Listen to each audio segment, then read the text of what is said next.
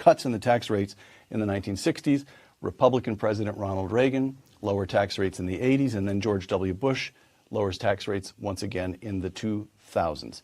4 experiments, as it were, one by a Democrat. In each of those 4 cases, what was the effect on the economy? The effect on the economy was to increase the rate of growth, increase the revenue received by the government. The rich not only paid more taxes after the tax cuts for the rich, as they call it, they paid a higher percentage of all taxes. And this started back in the 1920s. In the early 20s, the tax rate on the top income was 73%. And the people making over $100,000 paid something like 30% of all taxes. By the end of the decade, the tax rate on the top had been cut to 24%. People making over $100,000 now paid 65% of all taxes. And the reason was quite simple, that when you have the tax rate at 73%, people simply don't pay it.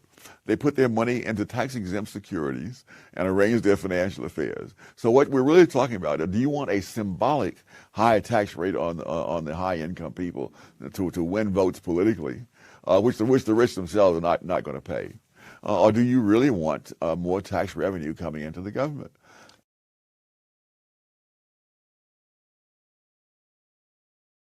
Don't forget, Ronald Reagan's deregulatory agenda allowed for-profit healthcare companies to flourish, contributing to the out-of-control healthcare costs we are now saddled with today. And remember deregulation of the